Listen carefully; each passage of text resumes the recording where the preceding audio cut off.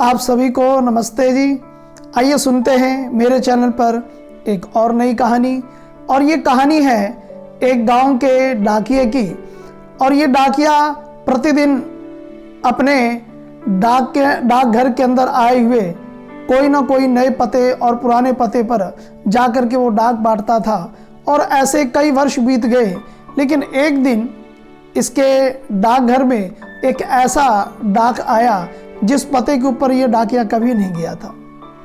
तो ये डाकिया उस चिट्ठी को लेकर के उस नए पते पर गया और बाहर से दरवाज़ा खटखटाया कि भाई डाक ले लो।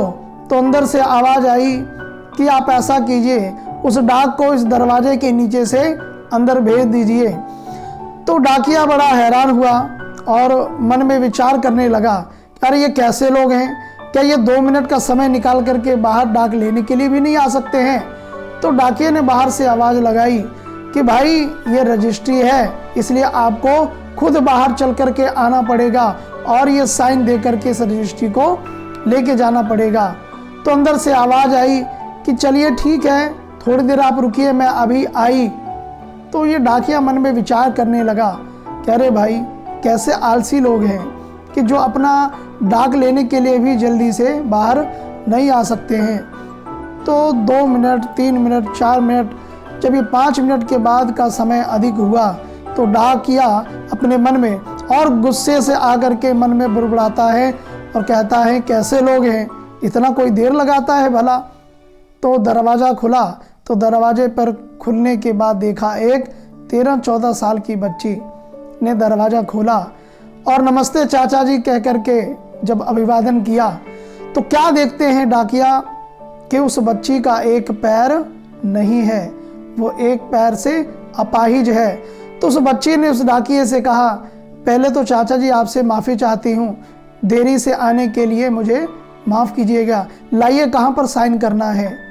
तो डाकिया को बड़ा अफसोस हुआ, मन में विचार करने लगा कि अरे भाई मैं तो बेकार में ही इसके बारे में उल्टा पुल्टा सोच करके बुड़बुड़ा रहा था। तो उस बच्ची को आशीर्वाद दे करके वो डाकिया वहाँ से चला जाता है।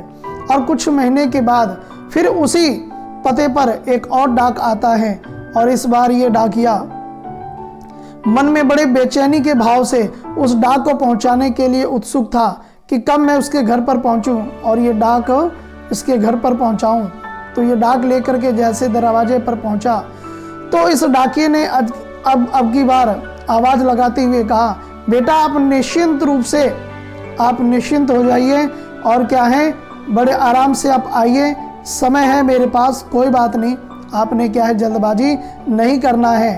तो बच्ची ने दरवाज़ा खोला और दरवाज़ा खोलते हुए कहा कि चाचा जी 2 मिनट और रुकिए, मैं आपके लिए कुछ लाना चाहती हूँ।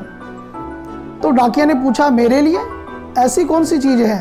तो बच्ची बगल में ही उस कोने पर एक गिफ्ट रखा था और गिफ्ट निकाल करके उस चाचा जी के हाथ में पकड़ाया और साथ में कहा कि आप मुझे वादा कीजिए कि ये जो गिफ्ट मैं आपको दे रही हूँ इसे आपने अभी नहीं खोलना है, आप घर ले जा कर के इसको खोलना। तो डाकिया उस गिफ्ट लेकर के घर आ जाता है और घर आने के बाद खोलकर देखता है तो उसमें क्या है, नए जूते हैं। और मन में विचार आता है कि देखो कि इस गांव के अंदर मैं न जाने कितने व्यक्तियों के यहाँ डाक पहुँचाने जाता हूँ, लेकिन कभी किसी ने मेरे पैर की तरफ नहीं देखा कि मेरे फटे पुराने चप्पल जूते जो हैं वो घिस चुके थे, उसमें से उंगलियां बाहर आ रही थीं। लेकिन इस बच्चे ने क्या है इस मेरे पैर की तरफ ध्यान दिया और भला मैं तो इसे कुछ दे भी नहीं सकता था और मैं दे भी नहीं पाया, और इस बेचारी के तो पैर भी नहीं है, मैं तो इसे कुछ दे भी नहीं सकता, लेकिन इस बच्ची ने मेरा कितना ध्यान रखा। तो इस प्रकार से ये कहानी ये शिक्षा देती है कि हम बिना सोचे ही किसी दूसरे के बारे में कोई भी राय ना बनाए। इसीलिए परमात्मा ने कम से कम जो हमें भेजा है, जिस तरह से भेजा है, और अगर बहुत अच्छा दिया है, हम स्वस्थ हैं तो ईश्वर का हम धन्यवाद करें। और दूसरों की अगर मदद कर पाने की हमारे अंदर क्षमता हो तो निश्चित रूप से क्या है, हमें मदद भी करनी चाहिए। तो इसीलिए हम किसी दूसरे के बारे में बिना जाने, बिना जांचे, बिना परखे हम अपने मन में किसी भी प्रकार की राय ना बनाए।